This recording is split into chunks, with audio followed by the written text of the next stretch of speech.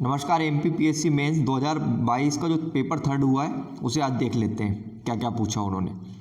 तो पहला सवाल, ऊर्जा की इकाई वही है जो कार्य की है। क्या यह वाक्य सही है? बिल्कुल सही है। ऊर्जा और कार्य दोनों की इकाई क्या है? जूल है। निर्वात में प्रकाश की गति कितनी होती है? क्या ये अलग अलग माध्यमों के लिए अलग होती है? बिल्कुल माध्यमों के लिए अलग अलग होती है। और निर्वात में प्रकाश की गति जो होती है 3 × 10⁸ मीटर पर सेकेंड होती है भैया। तीसरा क्या पूछा उन्होंने, विद्युत धारा का एसआई इकाई क्या है? विद्युत धारा को अपन एम्पियर में नापते हैं, तो ये प्री में भी आपने पढ़ा होगा। चौथा उन्होंने पूछा रासायनिक परिवर्तन के उदाहरण दीजिए। पांचवा सवाल है, मॉर्फिन को कभी कभी अहिफेनी में क्यों कहा जाता है? ओपिट्स क्यों कहा जाता है? छठा सवाल, एम कोश कक्षा में इलेक्ट्रॉनों की अधिकतम संख्या क्या होती है? सातवां पूछा उन्होंने, अधिकांश जीवाणु कोशिका भित्ति किस पदार्थ की बनी होती है? आठवां सवाल उन्होंने पूछा, किण्वन को परिभाषित कीजिए, फर्मेंटेशन को। फिर नौवां सवाल जो उन्होंने 3 मार्कर में पूछा है, 70S और 80S राइबोसोम्स में S क्या दर्शाता है? 10वां सवाल कंप्यूटर वाली इकाई से कि हाइब्रिड कंप्यूटर क्या होता है? 11वां सवाल उन्होंने पूछा, इंटरनेट और वर्ल्ड वाइड वेब WWW में क्या अंतर होता है? 12वां सवाल 3 मार्कर में पूछा उन्होंने, नागरिकों और अन्य हितधारकों को जानकारी और सेवाओं के लिए एकल खिड़की पहुंच प्रदान करने हेतु भारत सरकार का कौन सा पोर्टल है? ये भैया करंट से पूछा उन्होंने। फिर 13वां सवाल, मैथ का एक पासे को एक बार फेंकने पर एक संख्या आने की प्रायिकता क्या होगी? 14वां सवाल देख लेते हैं। 14वां सवाल उन्होंने पूछा है, 0 एवं 20 के मध्य कितनी अभाज्य संख्या होती है? 15वां सवाल, 3:5, 5:7, 7:9 का मिश्रित अनुपात ज्ञात कीजिए। 16वां सवाल उन्होंने पूछा, डॉट्स संक्रामक रोग वाले से डॉट्स का पूर्ण रूप क्या होता है? तो डॉट्स टीबी ट्यूबरकुलोसिस के लिए दिया जाता है और उसका फुल फॉर्म होता है directly observe therapy short course. अष्टांग योग पूछा उन्होंने।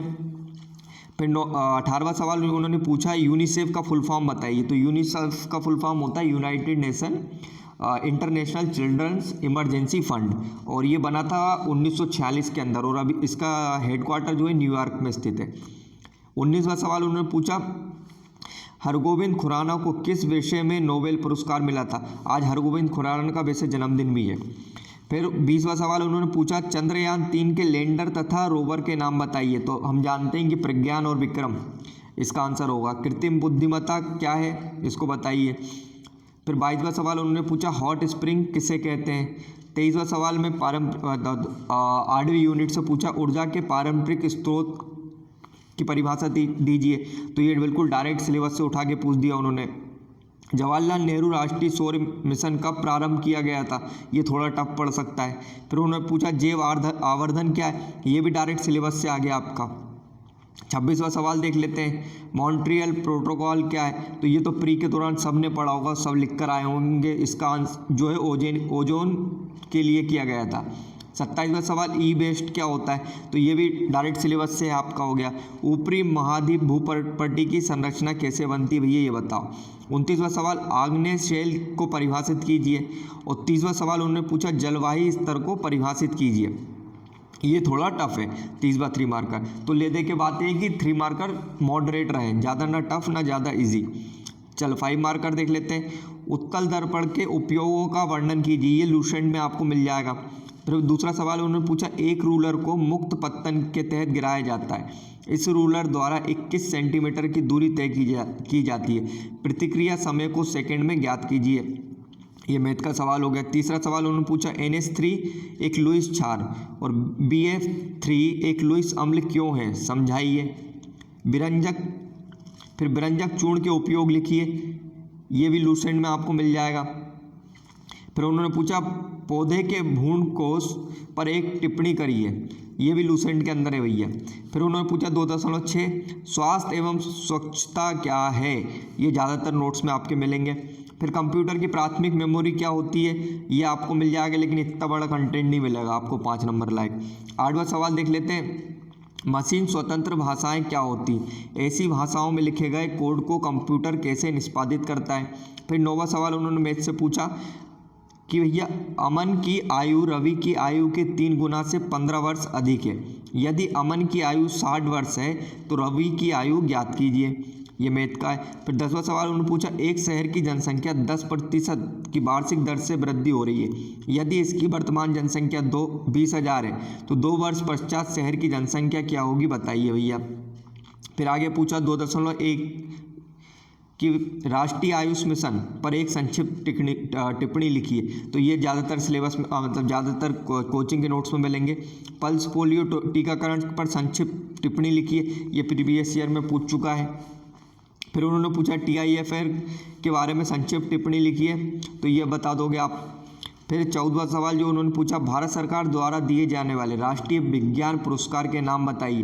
तो ये सिलेबस में आपको बिल्कुल जो 4-5 पुरस्कारों के नाम लिखे वो डायरेक्ट उन्होंने सिलेबस से पूछ लिया। 2.15 नगर पालिका ठोस अपशिष्ट ऊर्जा क्रय को कम करने में सहायक हो सकता है, एक संक्षिप्त टिप्पणी लिखिए। तो इसमें आप इंदौर की केस स्टडी लिख कर आ सकते थे करंट से जोड़कर। 16वां सवाल उन्होंने लिखा है कि संयुक्त राष्ट्र ऊर्जा क्रियान्वयन रणनीति 2025 पर संक्षिप्त टिप्पणी लिखिए, ये करंट का हो गया। फिर 217 पर्यावरण नैतिकता पर एक संक्षिप्त टिप्पणी लिखिए।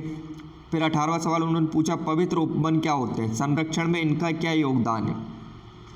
19वां सवाल ग्रेवेक सैंडस्टोन का वर्णन कीजिए। ये और ये थोड़े टफ सवाल हो गए आपके लिए। फिर 20वां सवाल उन्होंने पूछा कि लौह अयस्कों के वितरण पर एक टिप्पणी कीजिए। तो ये ज्योग्राफी से जुड़ा हुआ सवाल हो गया, यहाँ पर आगे पूछ लिया उन्होंने। अब 3.1 देख लेते हैं, 11 मार्कर। ऊर्जा क्या है, इसके विभिन्न रूपों का वर्णन कीजिए। फिर रीन्यूएबल ऊर्जा के बारे में विस्तार से चर्चा कीजिए। ये सिलेबस में बिल्कुल उन्होंने पॉइंट दे रखा ऊर्जा से संबंधित। 3.2 में उन्होंने पूछा हाइड्रोजन परमाणु के लिए बोहर मॉडल के अभिधारणाओं की व्याख्या कीजिए। 3.3 देख लेते हैं, प्राकृतिक पादप वृद्धि नियामकों की विस्तार से चर्चा कीजिए। ये टफ सवाल हो गया इस बार का। फिर 3.4 देख लेते हैं, सरकार सोशल मीडिया का उपयोग क्यों करती है। तो ये निबंधात्मक हो गया, आपको 3-4 ऐसे करके पॉइंट बताने पड़ेंगे अलग अलग। फिर 3.5 ये मैथ का सवाल है आपका। फिर पूछा 3.6 में प्राकृतिक चिकित्सा का वर्णन कीजिए, ये बिल्कुल सिलेबस से आ गया। फिर 3.7 रिमोट सेंसिंग क्या है, कार्य क्षेत्र के आधार पर इसका वर्गीकरण कीजिए। रिमोट सेंसिंग अनुप्रयोग की सीमा क्या है, ये भी सिलेबस से बिल्कुल सीधा सिंपल सवाल पूछा उन्होंने। 3.8 देख लेते हैं, भारत के नाभिकीय ऊर्जा कार्यक्रम पर प्रकाश डालिए, ज़्यादातर स्टूडेंट लिख के आए होंगे। 3.9 जैव विविधता संरक्षण से क्या आशय, इस संबंध में राष्ट्रीय स्तर पर क्या प्रयास हुए हैं। फिर 3.10 पृथ्वी की उत्पत्ति के सिद्धांतों की व्याख्या कीजिए। तो ले दे के बात ये है कि पिछले साल के पेपर से थोड़ा सा इजी रहा, और जो 2020 में जो out of the box paper बनाया था उससे तो कतई बहुत ईजी है। तो दोस्तों आज के लिए बस इतना ही, धन्यवाद।